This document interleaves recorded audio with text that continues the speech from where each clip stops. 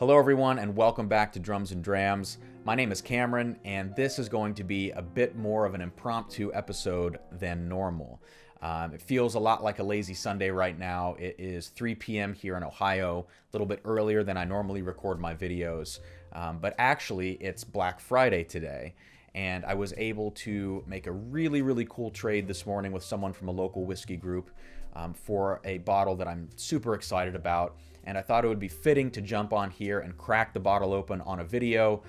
One, because I'm impatient, and two, because I thought it would be neat to do this on camera, crack the seal, get my very first sip on camera for the record, and just see how this is.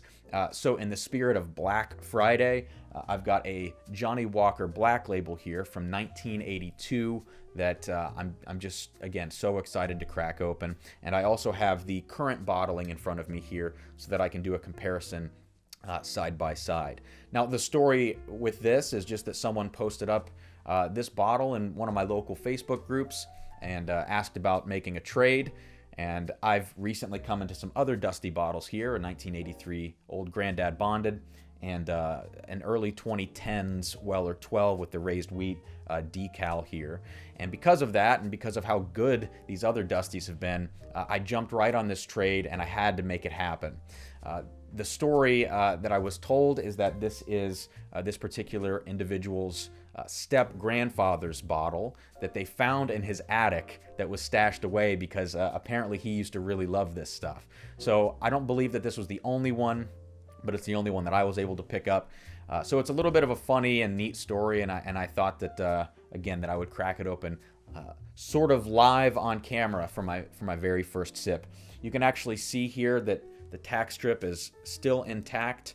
Everything on this bottle is 100% legit. The fill line's a little bit low, but you know, it kind of is what it is. You see that with some of these dusty bottles. But yeah, I'm really excited about it. We can pretty much date it to 1982 because of the 82 on the bottom of the bottle, and the tack strip information here matches up the time period, I believe, between 1977 and 82 or something like that. And so it's a pretty safe bet that this is a 1982 bottling. So a couple of things about this particular bottle. It actually comes in at a slightly higher proof than today's current bottling of Johnnie Walker Black. It is 86.8 proof, and I think that's all that there is about it, all that there is to really say. So we're going to go ahead and we're just going to go for it. There's not going to be any fancy B-roll in this video, no hardcore editing. I might throw in some background music or something like that. But by and large, this video is pretty well uncut. Uncut and unfiltered, as they say. So let's go ahead and crack this thing. I can see the dollars just flying away as I crack this. I believe this goes for something like $200 at auction. And I got it for way cheaper than that, luckily. So here we go. Oh, that pains me. Jesus. Oh. All right. The bottle is open. I'm looking up here at the seal. Everything looks good. I'm going to sit that there. I'm actually going to pour the current Johnnie Walker here first. Let's get this out into a glass. Okay. So a little Johnnie Walker. Currently.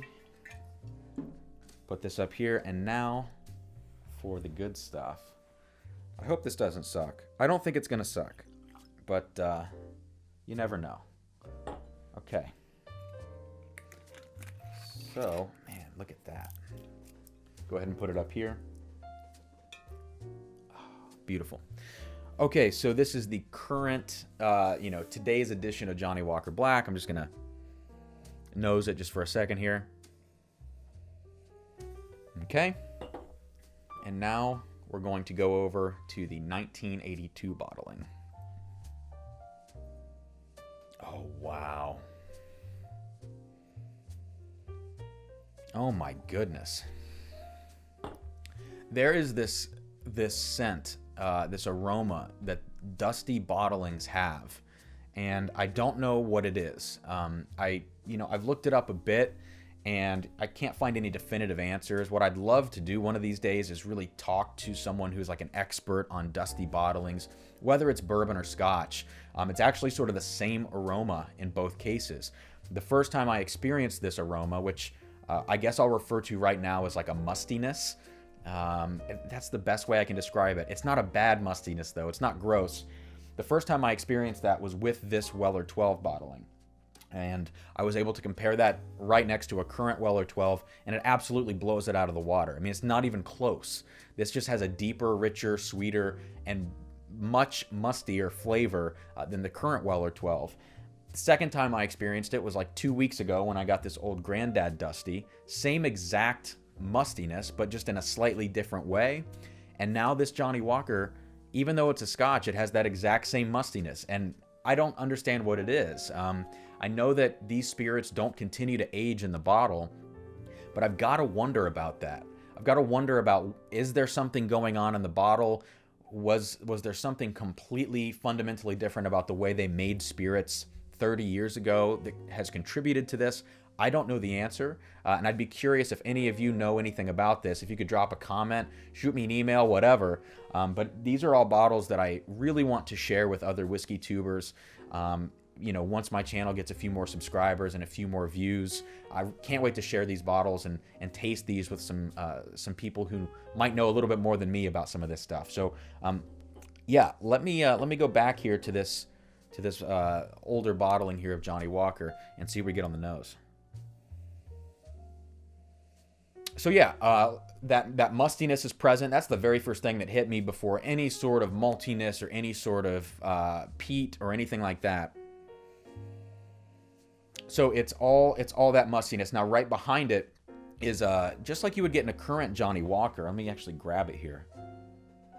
Yeah, there's like there's a really dense malty characteristic. Like if you think of a Cragganmore 12, just that sort of sweet barley sugar maltiness.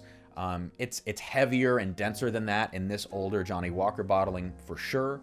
The newer Johnnie Walker, you can smell that Cragganmore type malty influence, but it's lighter, it's more citrus, more lemon zest, more orange in there, as compared to this older bottling. This is deep and rich and very caramel, like very... the amount of caramel in here reminds me more of a bourbon than it does a scotch, actually, in many ways. And, in terms of peat levels, I actually find more peat on this newer bottle of Johnnie Walker than I do in the older one. This older one is all mustiness, really, really deep and rich caramels. There's like some really nice... it's orange, but it's really, really deep orange characteristics. It's not light and zesty at all. Yeah, and I don't want to go any further here. There's just like, it's just super rich, super sweet, very dense. I'm excited to spend some more time with this bottle and maybe post an official review or maybe do a video with all of my Dusties or something like that. But right now I'm going to just get straight into the taste here.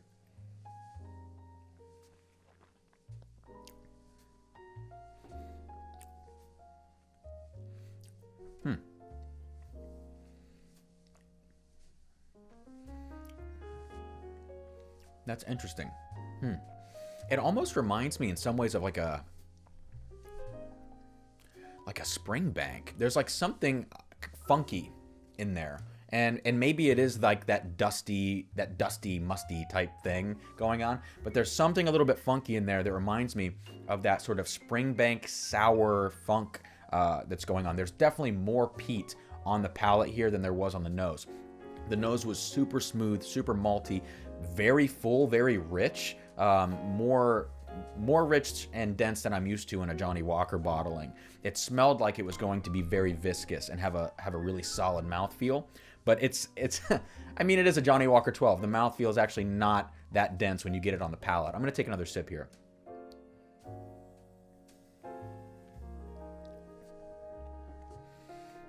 Now that initial punch is out of the way, there's a ton of sherry here. This to me tastes like they have blended a lot more sherried malt in here than they do in the typical, or in the current bottling of Johnnie Walker Black.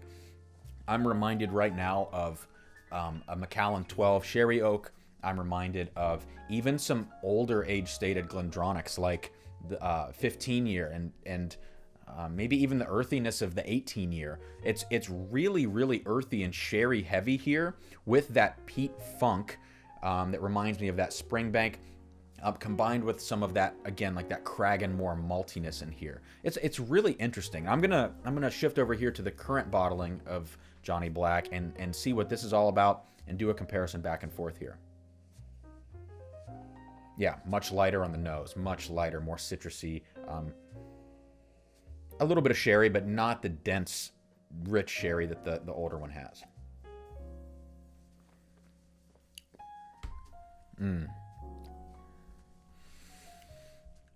Yeah, the mouthfeel is even thinner, which is not hard to believe on the newer bottling.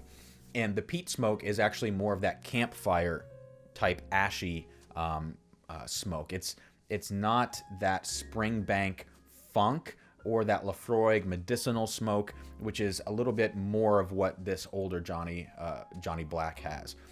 I've got to say, as of now, the older bottling is definitely winning out here. It's not like a million times better or anything like that. Although these other Dusties that I have are game-changingly good. This one's not quite at that level, but you can tell that the spirits that have been blended in here are quality. It's clear in the sherry characteristics that are coming through. It is quality, earthy, but not sulfured sherry.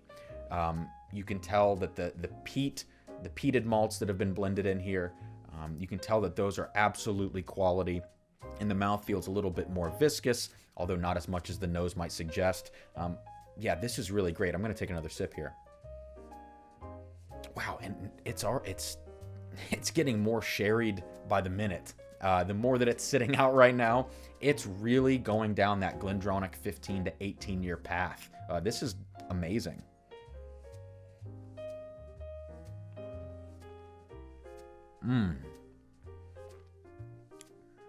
Oh my goodness. And a nice baking spice kick there. And it's got to be from the sherry. And the peat has now faded into the background. The peat is an afterthought. It's only adding to the dimensions of flavor that are going on here. This is really magnificent. It's getting better. I'm really excited to see what some air is going to do with this, how it's going to open up over time. The finish, it's still going, still developing here. It's really sitting in the back of the throat.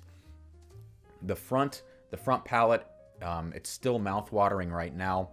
The spiciness, the baking spices from the sherry influence here, and a little bit of that peat is lingering here in the front palate, and it's still mouth-watering, but in the back palate, you're just getting a really sort of full spiciness. It's a great sensation here. I'm really enjoying this. I'm going to do one more sip, and then we're going to call it a day.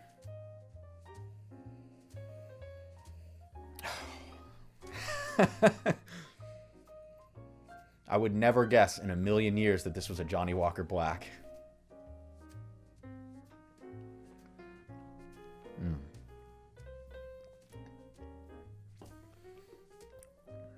Yeah, outstanding. There is something about these older bottlings. I just don't know what it is, but I have to taste more of them.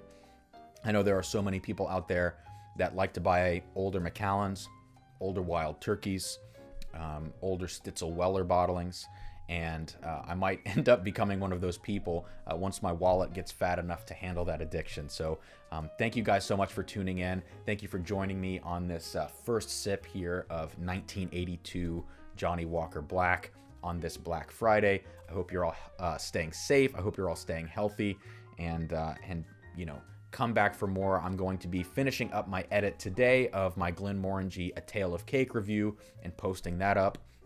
And then I've got some other things in the works. So if you haven't already, find me on Instagram, find me on Facebook, drop me a line here. shoot me an email. If you have anything you'd like me to try, let me know. Let me know what you think of these videos, and I will see you next time on Drums and Drams. Cheers, and take care, everybody.